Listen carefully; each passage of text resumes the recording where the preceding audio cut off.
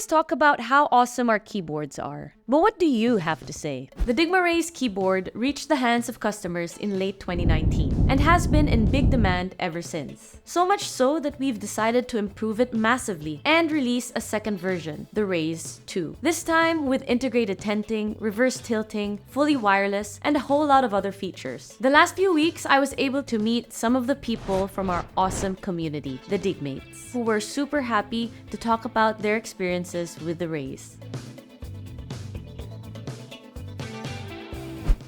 And we'll be starting our interviews with Wolbeas. Well, I'm Wolbeas from Sydney, Australia. I work as a product manager in the microelectronics industry. So you're from Australia, Sydney? Well, technically I'm Turkish, Okay. but I've been in Australia for 15 years now. How long have you been using the Raise, and did you experience anything physical discomfort or that sort before purchasing the Raise? Did you just purchase it because it looked cool? Well, initially, I'll be honest that I bought it because it looked extremely cool. And to be honest, even now that I have probably over about 10, 12 keyboards, that's still one of the best looking keyboards I have. Oh, we see where you're coming from, Wolbeas.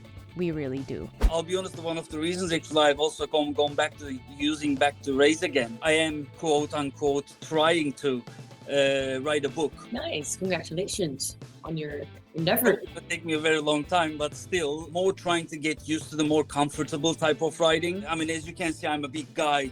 I got wide shoulders, so normal size keyboards, or most of the time, I tend to really crouch forward with my shoulders because I need to bring in my hands together to type in. With the Raise, it's actually quite comfortable to be able to actually sit back and write instead of leaning forward and write. Do you feel like using the Raise, has it helped you in a way? 100%. It's because in most of the time, when I've even used a normal keyboard, you kind of have to flip it to the little bit with an angle. It's a lot easier to do any of those with the Raise. The more you work on a desk job, the more you realize actually how much you are slouching, leaning forwards with your shoulders, and your neck muscles especially gets quite a bit of strain throughout the day. And my job is 100% desk job. So when I get home, actually to be able to lean backwards and actually open my shoulders, it's actually more of a stretching while I'm doing it on the gaming side, when I can just spread my shoulders and just take the left side of the Raise onto my left side and just completely going without leaning forward or without actually have to move two things together.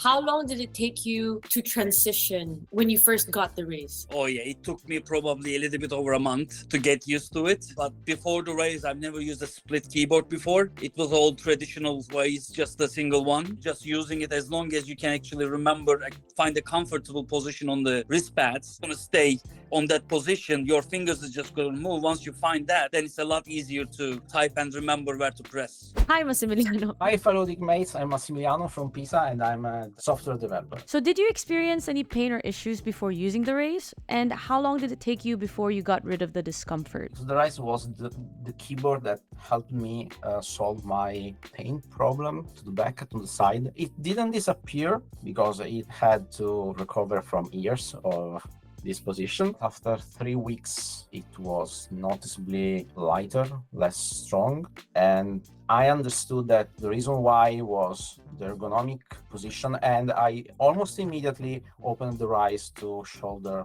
position. For the wrist problem, maybe 1 week. After 1 week, I noticed that this side was probably compressed too much to stay on the right side, moving from the mouse to the right side of the keyboard. So Massimiliano, do you still use the Raise even though you also own the Defy? Yes, that's my project. I use them for completely different tasks.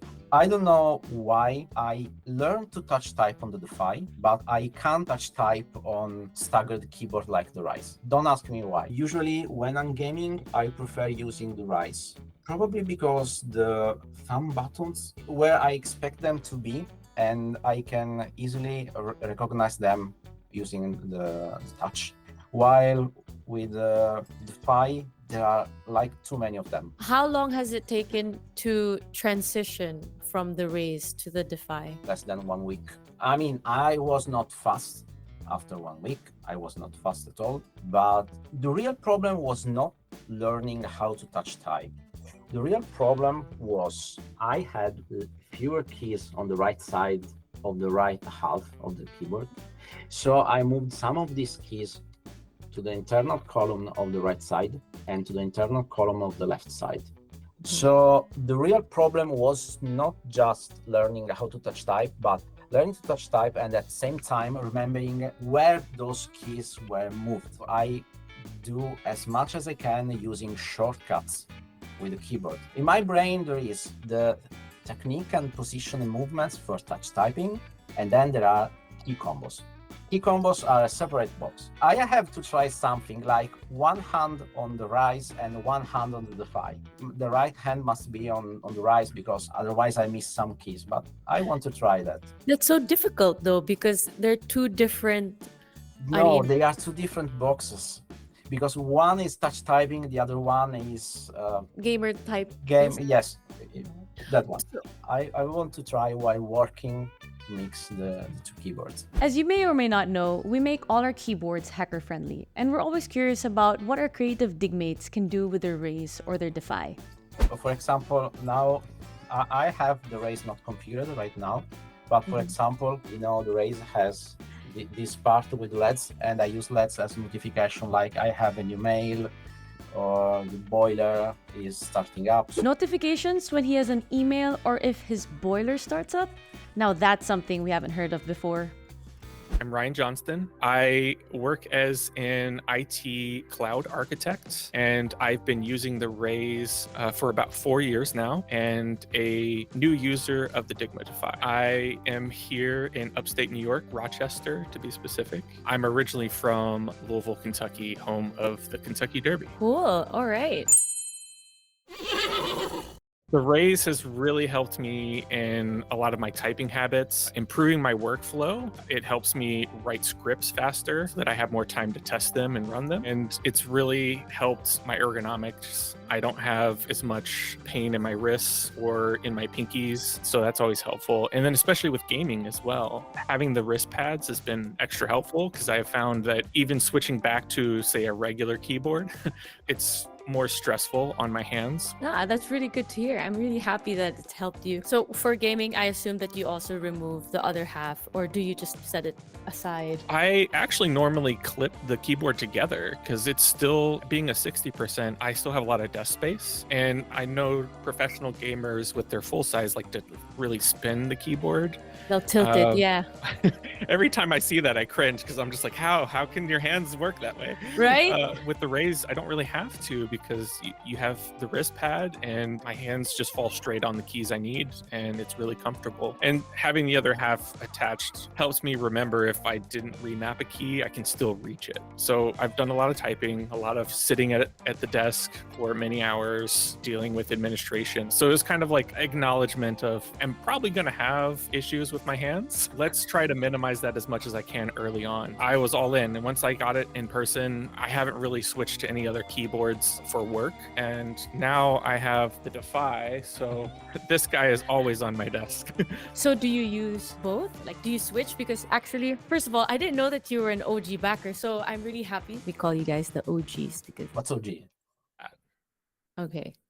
The Raise I usually use for gaming now. So like I'll usually have that hooked up to my desktop, and then I usually use the Defy strictly just for work right now. I have set up gaming layers for it, and I've been trying to use that as much as I can when it feels comfortable, but the Raise always is kind of my go-to when it comes to gaming nowadays. Did you also try the tenting kit? So yeah, I do actually have the tinting kit on the Raise. Right now. So I do use that quite often. I typically use either 5, 10, or 15. When you did get the Raise in the beginning, how long did it take you to transition to it? Well, I thought I had pretty good touch typing practices before I got the Raise. And one thing that I had to rewire my brain on, it took about a few weeks, was the Y and B letters. I found that my hands would always switch, and I would hit B with my right hand and Y with my left hand, and I had to kind of rewire my brain for that. It took me about a month, so I kind of typically mirror my setups on the Raise and the Defy. So for each layer, I try to keep the thumb keys pretty consistent for what they are so that I can remember what I can go back to pretty quickly. I switch up some things for like the gaming layer. I Not sure. I'm sorry, my cats. Yeah, they like to come up on my desk. And that's another thing that benefit with the Raise is Yes, actually, I was about to say, your cat is actually famous. When I saw Yeah. that photo, I said, I know this cat. Come here, girl. This is Lily. Oh, I finally get to see her in live video. She likes to lay in between my keyboards a lot. It's kind of nice having that split because then I can move them a little further out so she can have all the room to sprawl out. You're using both the Raise and the Defy. Is there a transition period between keyboards? Well, switching between the two now, it's not as Yeah. bad now that I kind of have my muscle memory for the Defy. One thing I did do, I built my own keyboard. So I built this guy. Okay, awesome. I had the case 3D printed and I Nice. hand wired it myself. And I forced myself to use only this before I got the Defy to kind of help rewire my brain from a staggered to a columnar. Working on configuring that kind of really helped me figure out how I wanted to configure the Defy. I found that using the 8 thumb keys is really nice. This is really kind of, as they say in the mechanical keyboard world, my end game is really the Defy keyboard, really is. The Defy might be Ryan's endgame keyboard, but what does he think about the Raise 2? One thing that I saw that you guys are introducing with the Raise 2 that you did on the Defy is the removable wrist pads. I have found that with the Raise 1, I've never really taken them off. I have cleaned them. It's been pretty easy to clean, but it's kind of nice. I like the cushion that you have on the Defy. The integrated tinting kit has been really nice on the Defy. I have found the one that's on the Raise is pretty sturdy. One thing I really do love about the Raise is hot swappable sockets. Anytime I take this thing traveling, either when I go to the office or when I go to conference training, that kind of stuff, I always bring the Raise with me, and it's always a head turner. Everybody always is like, oh my gosh, look at that keyboard. And they always make the comment, I could never type on that. But I try to urge to them, I'm like, well, if you have touch typing habits, you can learn. Why do you think some people aren't willing to switch to a split keyboard or a programmable keyboard even, especially if they're a developer or a programmer? I think it's just the switching off of what you already know. Like, say, switching from a full-size keyboard to, say, an ortho keyboard, that's a big jump. And it takes time to relearn, and some people don't want to lose productivity in their typing speed. Most mainstream people, they just get whatever keyboard the company provides them, and then that's what they use. So yeah, it's definitely a niche market going for ergonomic and programmable keyboards. But I feel like those who have tried and dove into it, they don't want to go back. Like, I don't want to go back to a normal keyboard. What we're seeing from each of the Dygmates that we've chatted with today is that the transition period tended to last about a month or so. But that month transition has clearly been worth it. If you have one of our keyboards, how long did it take you to get used to it? Let us know in the comments below. If you're interested in getting the Dygma Raise 2, head over at dygma.com/raise2. Or you can also check out reviews on the Dygma Defy here. And if you're not sure whether to get the Raise 2 or the Defy, head over here.